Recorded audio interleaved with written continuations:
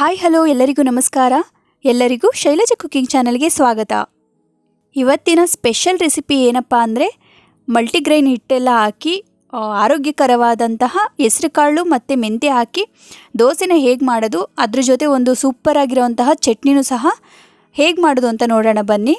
ಇವಾಗ ಫಸ್ಟು ದೋಸೆ ಮಾಡೋದಕ್ಕೆ ಏನೇನು ಬೇಕು ಅಂತ ನೋಡ್ಕೊಳ್ಳೋಣ ಬನ್ನಿ. ಮೊದಲಿಗೆ ಮೊಳಕೆ ಕಟ್ಟಿರುವಂತಹ ಹೆಸರುಕಾಳು ಮತ್ತು ಮೆಂತ್ಯಕಾಳು, ಅಕ್ಕಿ ಹಿಟ್ಟು ಸ್ಮಾಲ್ ಕಪ್ ಮತ್ತು ಮಲ್ಟಿಗ್ರೈನ್ ಪೌಡರ್ 1 ಕಪ್, ಸಣ್ಣ ರವೆ 50 ಗ್ರಾಮ್. ದೋಸೆ ಹಿಟ್ಟಿಗೆ ರುಬ್ಕೊಳ್ಳೋಕೆ ಏನೇನು ಬೇಕು ಅಂತ ನೋಡೋಣ ಬನ್ನಿ. ಪುದೀನ ಸೊಪ್ಪು ಸ್ವಲ್ಪ, ಮೆಣಸಿನ್ಕಾಯಿ 3, ಶುಂಠಿ ಸ್ವಲ್ಪ, ಜೀರಿಗೆ 1 ಟೇಬಲ್ ಸ್ಪೂನ್, ಸಾಲ್ಟು ರುಚಿಗೆ ತಕ್ಕಷ್ಟು. ಈಗ ನಂತರ ಒಂದು ಮಿಕ್ಸಿ ಜಾರ್ಗೆ ಮೊಳಕೆ ಕಟ್ಟಿರುವಂತಹ ಮೆಂತ್ಯಕಾಳು ಮತ್ತು ಹೆಸರುಕಾಳು, ಹಸಿರು ಮೆಣಸಿನ್ಕಾಯಿ, ಪುದೀನ, ಶುಂಠಿ ಮತ್ತು ಜೀರಿಗೆ, ಇವಾಗ ಇಷ್ಟನ್ನು ಹಾಕಿ ಸ್ವಲ್ಪ ನೀರು ಹಾಕ್ಬಿಟ್ಟು ಗ್ರೈಂಡ್ ಮಾಡ್ಕೋಬೇಕು. ಅದಕ್ಕಿಂತ ಮುಂಚೆ ಇಲ್ಲಿ ಅದೇ ಅಕ್ಕಿ ಹಿಟ್ಟು ತೊಗೊಂಡಿದ್ವಲ್ವಾ, ಸೊ ಆ ಅಕ್ಕಿ ಹಿಟ್ಟನ್ನು ಚೆನ್ನಾಗಿ ಈ ಥರ ಮಿಕ್ಸ್ ಮಾಡಬೇಕು. ಹಿಂಗೆ ಗಂಟು ಇಲ್ದಿರೋ ರೀತಿ ಚೆನ್ನಾಗಿ ಮಿಕ್ಸ್ ಮಾಡಿ.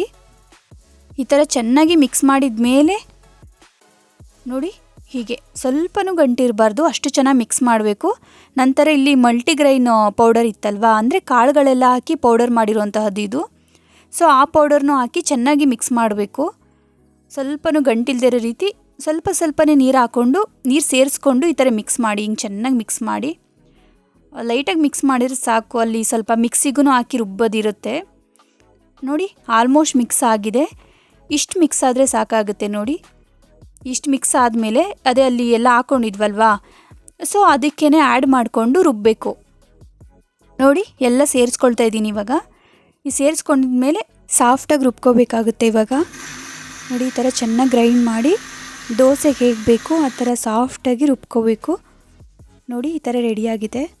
ತುಂಬ ತರಿಯಾಗೆಲ್ಲ ಮಾಡ್ಕೋಬಿಡಿ. ಆಲ್ರೆಡಿ ನಾವು ಹಿಟ್ಟನ್ನು ಮಿಕ್ಸ್ ಮಾಡಿರೋದ್ರಿಂದ ತುಂಬ ಸಾಫ್ಟಾಗಿ ಬರುತ್ತೆ ನೋಡಿ. ಈ ಥರ ಒಂದು ಪಾತ್ರೆಗೆ ಎತ್ತಿಟ್ಕೊಂಬಿಡಿ. ಈ ಥರ ಎತ್ತಿಟ್ಕೊಂಡು ಸ್ವಲ್ಪ ಅದ್ರದ್ದು ಹಿಟ್ಟೆಲ್ಲ ಉಳಿದಿರುತ್ತಲ್ವ, ಸ್ವಲ್ಪ ನೀರು ಹಾಕ್ಬಿಟ್ಟು ಅಲ್ಲಾಡಿಸ್ಬಿಟ್ಟು ಮತ್ತೆ ಹಾಕಿ, ಮತ್ತು ರವೆ ಇಟ್ಕೊಂಡಿದ್ವಲ್ವಾ, ಆ ರವೆಗೆ ಸ್ವಲ್ಪ ಜೀರಿಗೆ ಮಿಕ್ಸ್ ಮಾಡಿ ಇಟ್ಕೊಂಡಿದ್ದೆ. ಸ್ವಲ್ಪ ಒಂದು 1/2 ಟೇಬಲ್ ಸ್ಪೂನಷ್ಟು ಜೀರನ್ನ ಮಿಕ್ಸ್ ಮಾಡಿ ಇಟ್ಕೊಂಡಿರಿ. ಮತ್ತು ಆ ರವೆನ ಹಾಕಿ ಚೆನ್ನಾಗಿ ಮಿಕ್ಸ್ ಮಾಡಬೇಕು. ಈ ಥರ ಒಂದು ಮಿಕ್ಸರ್ ಇದು ತೊಗೊಬಿಟ್ಟು ಚೆನ್ನಾಗಿ ಮಿಕ್ಸ್ ಮಾಡಿ. ಹೀಗೆ ಅದೊಂದು ಚೂರು ಗಂಟಿರಬಾರ್ದು, ಆ ಥರ ಮಿಕ್ಸ್ ಮಾಡಿ ನೋಡಿ. ಹೀಗೆ ನೋಡಿ, ಇವಾಗ ಎಷ್ಟು ಚೆನ್ನಾಗಿ ಮಿಕ್ಸ್ ಆಗಿದೆ. ಒಂದು ಚೂರು ಗಂಟು ಕಾಣಿಸ್ತಿಲ್ಲ, ಅಷ್ಟು ಚೆನ್ನಾಗಿ ಮಿಕ್ಸ್ ಆಗಿದೆ. ಇವಾಗ ದೋಸೆ ಮಾಡೋದಕ್ಕೆ ಆಲ್ಮೋಸ್ಟ್ ರೆಡಿ ಆಗಿದೆ. ಇವಾಗ ನೆಕ್ಸ್ಟ್ ಏನಂದರೆ, ಸ್ವಲ್ಪ ಹೊತ್ತು ನಾವು ಇವಾಗ ಅದನ್ನು ಕ್ಲೋಸ್ ಮಾಡಿ ಇಡಬೇಕು. ಅದ್ರ ಜೊತೆ ಸ್ವಲ್ಪ ಸೋಡಾ ಹಾಕ್ಬಿಟ್ಟು ಮಿಕ್ಸ್ ಮಾಡಿ ಇಟ್ಟಾಗ ಏನಾಗುತ್ತೆ ಅಂತ ಅಂದರೆ ಸ್ವಲ್ಪ ಬೇಗ ದೋಸೆ ಹಿಟ್ಟು ಉಬ್ಬುತ್ತೆ. ಸೊ ಅದರಿಂದ ನೋಡಿ, ಈ ಥರ ಹಿಂಗೆ ಚೆನ್ನಾಗಿ ಮಿಕ್ಸ್ ಮಾಡಿ 1.5 ಅವರ್ ಕ್ಲೋಸ್ ಮಾಡಿ ಇಟ್ಟರೆ ಸಾಕಾಗುತ್ತೆ. ಚೆನ್ನಾಗಿ ನೆಂದಿರುತ್ತೆ, ದೋಸೆ ಮಾಡೋದಕ್ಕೂ ರೆಡಿ ಆಗುತ್ತೆ ನೋಡಿ. ಮತ್ತೆ ಇವಾಗ ಹಿಂಗೆ ಕ್ಲೋಸ್ ಮಾಡಿ ಇಡ್ತಾಯಿದ್ದೀನಿ ಸೋಡಾ ಹಾಕಿದ ಮೇಲೆ. ಇವಾಗ ದೋಸೆಗೆ ಚಟ್ನಿನ ಹೇಗೆ ಮಾಡೋದು ಅಂತ ನೋಡೋಣ ಬನ್ನಿ. ಇದು ಅರ್ಲೆಗೆ ಬೆಳ್ಳುಳ್ಳಿ, ಮೆಣಸಿನ್ಕಾಯಿ ಇಷ್ಟನ್ನು ಹಾಕ್ಕೊಂಡು ಚೆನ್ನಾಗಿ ಸ್ವಲ್ಪ ಫ್ರೈ ಮಾಡಬೇಕು. ಈ ಥರ ಕೆಂಪುಗಾಗೋ ಥರ ಫ್ರೈ ಮಾಡ್ಕೋಬೇಕು. ಫ್ರೈ ಮಾಡಿದ ಮೇಲೆ ಒಂದು ಬೌಲ್ಗೆ ಎತ್ತಿಟ್ಕೊಳ್ತಾ ಇದ್ದೀನಿ ನೋಡಿ. ನಂತರ ಇವಾಗ ತೆಂಗಿನಕಾಯಿ, ಚಟ್ನಿಗೋಸ್ಕರ ತೆಂಗಿನಕಾಯಿನ ಒಂದು ಮಿಕ್ಸಿ ಜಾರ್ಗೆ ಹಾಕ್ಕೊಳ್ತಾ ಇದ್ದೀನಿ. ಒಂದು ತೆಂಗಿನಕಾಯಿಲಿ ಅರ್ಧದಷ್ಟು ತೊಗೊಳ್ಳಿ ಸಾಕಾಗುತ್ತೆ. ಮತ್ತು ನೀವು ಎಷ್ಟು ಜನ ಇರ್ತೀರಾ ಅನ್ನೋದ್ರ ಮೇಲೆ ಮಾಡ್ಕೊಳ್ಳಿ. ಮತ್ತು ಮೆಣಸಿನ್ಕಾಯಿ ಮತ್ತು ಬೆಳ್ಳುಳ್ಳಿನ ಹುರಿದಿಟ್ಕೊಂಡಿದ್ವಲ್ವಾ, ಸೊ ಬೆಳ್ಳುಳ್ಳಿದ ಸಿಪ್ಪೆಲ್ಲ ತೆಗೆದ್ಬಿಟ್ಟು ಕಾಯಿ ಜೊತೆ ಹಾಕ್ಕೊಳ್ತಾ ಇದ್ದೀನಿ. ನಂತರ ಕೊತ್ತಂಬರಿ ಸೊಪ್ಪು ಒಂದು 2 ಕಡ್ಡಿಯಷ್ಟು ತೊಗೊಳ್ಳಿ ಸಾಕಾಗುತ್ತೆ. ನಂತರ ಕಡಲೆಪಪ್ಪು ಸ್ವಲ್ಪ, ಮತ್ತು ಪಿಂಕ್ ಸಾಲ್ಟ್ನ ರುಚಿಗೆ ನೋಡ್ಕೊಂಡು ಹಾಕ್ಕೊಳ್ಳಿ. ನಾನಿಲ್ಲಿ ಅರ್ಧ ವಡೆಗೆ ಎಷ್ಟು ಬೇಕೋ ಅಷ್ಟನ್ನು ಸಾಲ್ಟ್ ನೋಡ್ಕೊಂಡು ಹಾಕ್ಕೊಂಡಿದ್ದೀನಿ. 3/4 ಟೇಬಲ್ ಸ್ಪೂನ್ ಅಷ್ಟು ಹಾಕಿದ್ದೀನಿ ನಾನು. ಇವಾಗ ನೋಡಿ, ಇವಾಗ ಸಾಫ್ಟಾಗಿ ಪೇಸ್ಟ್ ಮಾಡಬೇಕು ನೋಡಿ. ಈ ಥರ ಆಗುತ್ತೆ ಸಾಫ್ಟಾಗಿ ಗ್ರೈಂಡ್ ಮಾಡಿದಾಗ. ಒಂದು ಬೌಲ್ಗೆ ಎತ್ತಿಟ್ಕೊಂಬಿಡೋಣ. ಇವಾಗ ಒಂದು ಬೌಲ್ಗೆ ಎತ್ತಿಟ್ಕೊಳ್ತಾ ಇದ್ದೀನಿ ನೋಡಿ. ನಿಮ್ಗೆ ಇವಾಗ ತೋರಿಸ್ತಾ ಇದ್ದೀನಿ ಎಷ್ಟು ಸಾಫ್ಟಾಗಿ ಗ್ರೈಂಡ್ ಆಗಿದೆ ಅಂತ. ತುಂಬ ಸಾಫ್ಟಾಗಿ ಗ್ರೈಂಡ್ ಆಗಿದೆ. ನೀವು ಇದೇ ಥರ ಮಾಡ್ಕೊಳ್ಳಿ. ಚಟ್ನಿಗೆ ಸ್ವಲ್ಪ ಒಗ್ಗರಣೆ ಕೊಟ್ಕೊಬಿಡೋಣ. ಒಂದು ಬಾಣಲಿಗೆ 2 ಟೇಬಲ್ ಸ್ಪೂನಷ್ಟು ಗೀ ಅಂದರೆ ತುಪ್ಪ, ಮತ್ತು ಸಾಸಿವೆ, ನಂತರ ಕೆಂಪು ಮೆಣಸು, ಇಲ್ಲಾಂದರೆ ನೀವು ಒಣಮೆಣ್ಸಿನ್ಕಾಯಿ ಹಾಕಿದ್ರೂ ಆಗುತ್ತೆ, ಮತ್ತು ಕರಿಬೇವು. ಇವಾಗ ಇಷ್ಟನ್ನು ಹಾಕಿ ಚೆನ್ನಾಗಿ ಸ್ವಲ್ಪ ಲೈಟಾಗಿ ಫ್ರೈ ಮಾಡಿ.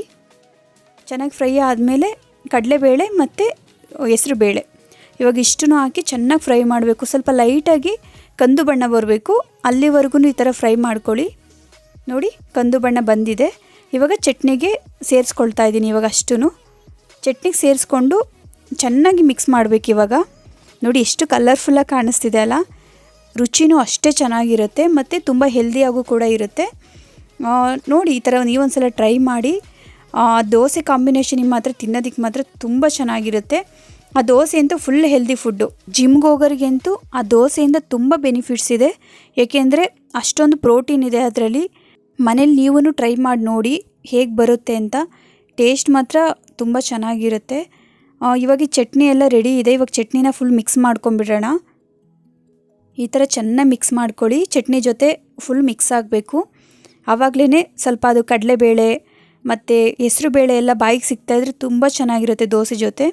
ನೋಡಿ ಇವಾಗ ಈ ಥರ ರೆಡಿಯಾಗಿದೆ. ಇವಾಗ ದೋಸೆ ಹಿಟ್ಟು 1.5 to 2 ಗಂಟೆ ನೆನೆಯೋಕೆ ಇಟ್ಟಿದ್ದೆ ನಾನು. ನೋಡಿ ಈ ಥರ ರೆಡಿಯಾಗಿದೆ. ಇವಾಗ ಬನ್ನಿ ಇವಾಗ ದೋಸೆ ಮಾಡೋಣ, ಹೇಗೆ ಬರುತ್ತೆ ನೋಡೋಣ.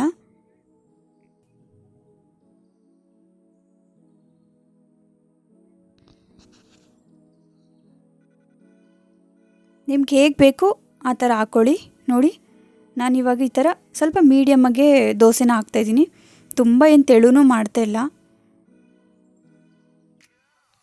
ನಿಮಗೇನಿಲ್ಲ, ಮಸಾಲೆ ದೋಸೆ ಟೈಪೇ ಬರುತ್ತೆ ಮತ್ತು ಕಲ್ಲರೂ ಇರುತ್ತೆ. ದೋಸೆ ಆದಮೇಲೆ ತೋರಿಸ್ತೀನಿ ರೀ. ತುಂಬ ಚೆನ್ನಾಗಿ ಸ್ವಲ್ಪ ಗರಿ ಗರಿಯಾಗೂ ಬರುತ್ತೆ ದೋಸೆ. ಒಂಥರ ಮಸಾಲೆ ದೋಸೆ ಥರನೇ ಅಂತ ಹೇಳ್ಬೋದು. ನೋಡಿ ಎಷ್ಟು ಚೆನ್ನಾಗಿ ಬಂದಿದೆ ಅಂತ ಅಂದ್ಬಿಟ್ಟು. ನೋಡ್ತಿದ್ರೇ ಗೊತ್ತಾಗುತ್ತೆ ನಿಮಗೆ ದೋಸೆ ಹೇಗಿರುತ್ತೆ ಅಂತ. ಆ ಚಟ್ನಿ ಕಾಂಬಿನೇಷನಿಗೆ ಮಾತ್ರ ಸಕ್ಕತ್ತಾಗಿರುತ್ತೆ. ಮಾತ್ರ ನೀವೊಂದ್ಸಲ ಟ್ರೈ ಮಾಡಿ, ಮಿಸ್ ಮಾಡ್ಕೋಬೇಡಿ ಈ ರೆಸಿಪಿನ. ನೋಡಿ ಇವಾಗ ಒಂದು ದೋಸೆ ರೆಡಿ ಆಯಿತು. ಇವಾಗ ಇನ್ನೊಂದು ದೋಸೆನ ಹಾಕಿ ತೋರಿಸ್ತೀನಿ. ಸೇಮ್ ಅದೇ ಥರ. ನಿಮಗೆ ಸಣ್ಣ ಬೇಕು ಅಂದರೆ ಸಣ್ಣ ಹಾಕಿ ದೋಸೆನ, ಸ್ವಲ್ಪ ದಪ್ಪ ಬೇಕು ಅಂದರೆ ದಪ್ಪ ದೋಸೆನೇ ಸೆಟ್ ದೋಸೆ ಥರನೂ ಹಾಕೋಬೋದು. ನಿಮ್ಗೆ ಹೇಗೆ ಕಂಫರ್ಟಬಲ್ ಆಗುತ್ತೆ, ನಿಮ್ಗೆ ಹೇಗೆ ತಿನ್ಬೇಕು ಅನಿಸುತ್ತೆ ಆ ಥರ ನೀವು ಮಾಡಿಕೊಂಡು ತಿನ್ನಿ. ಆಯಿಲೆಲ್ಲ ಜಾಸ್ತಿ ಹಾಕಬೇಡಿ, ಸ್ವಲ್ಪ ಲೈಟಾಗಿ ಹಾಕಿದರೆ ಸಾಕಾಗುತ್ತೆ ಆಯಿಲ್ನ. ಆ ಥರ ದೋಸೆ ಹಾಕಿದ್ಮೇಲೆ ಒಂದು ಪ್ಲೇಟ್ ಈ ಥರ ಮುಚ್ಚಿದಾಗ ಸ್ವಲ್ಪ ಬೇಗ ಆಗುತ್ತೆ, ಚೆನ್ನಾಗಾಗುತ್ತೆ ದೋಸೆ.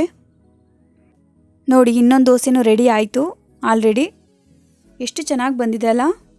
ಒಂದು ಈ ಥರ ಕೆಂಪು ಕಲರ್ ಒಂಥರ ಮಸಾಲೆ ದೋಸೆ ಥರ ಬಂದರೆ ನೋಡೇ ಫೀಲೇ ಬೇರೆ. ಇನ್ನೊಂದು ದೋಸೆ ಎಕ್ಸ್ಟ್ರಾ ತಿನ್ನಬೇಕು ಅಂತ ಅನಿಸುತ್ತೆ ಅಲ್ವಾ. ನೋಡಿ ಎಷ್ಟು ಚೆನ್ನಾಗಿ ಬಂದಿದೆ. ಇವಾಗ ಇದ್ರ ಜೊತೆ ಚಟ್ನಿ ಆ್ಯಡ್ ಮಾಡಿಕೊಂಡು ಟೇಸ್ಟ್ ಮಾಡಿ ನೋಡೋಣ ಹೇಗಿದೆ ಅಂತ. ಚಟ್ನಿನ ಹಾಕ್ತಾಯಿದ್ದೀನಿ. ನೀವೊಂದು 2 hour ಮುಂಚೆ ಇದನ್ನೆಲ್ಲ ರೆಡಿ ಮಾಡಿ ಇಟ್ಬಿಟ್ರೆ ಬೇಗ ಮಾಡಿಬಿಡ್ಬೋದು. ನೀವು 7 o'clock ಇದ್ರೂ ಒಂದು 9-9:30 ಅಷ್ಟರಲ್ಲಿ ಈ ಬ್ರೇಕ್ಫಾಸ್ಟ್ ರೆಡಿ ಆಗಿಬಿಡುತ್ತೆ. ಏಕೆಂದರೆ ಒಂದು 2 hour ಆದರೂ ನೆನೆಸಿದರೆ ಸ್ವಲ್ಪ ದೋಸೆ ಚೆನ್ನಾಗಿ ಬರುತ್ತೆ ಅಂತ ಅಷ್ಟೇ. ನೀವು ಕೂಡ ಈ ರೆಸಿಪಿನ ಟ್ರೈ ಮಾಡಿ ನೋಡಿ ಹೇಗೆ ಬಂದಿತ್ತು ಅಂತ ಹೇಳೋದನ್ನು ಮಾತ್ರ ಮರಿಬೇಡಿ. ಕಮೆಂಟ್ ಮಾಡಿ. ಹಾಗೆ ಒಳ್ಳೊಳ್ಳೆ ವೀಡಿಯೋಸ್ಗೋಸ್ಕರ ನಮ್ಮ ಶೈಲಜಾ ಕುಕಿಂಗ್ ಚಾನಲ್ನ ಸಬ್ಸ್ಕ್ರೈಬ್ ಮಾಡಿ. Thank you.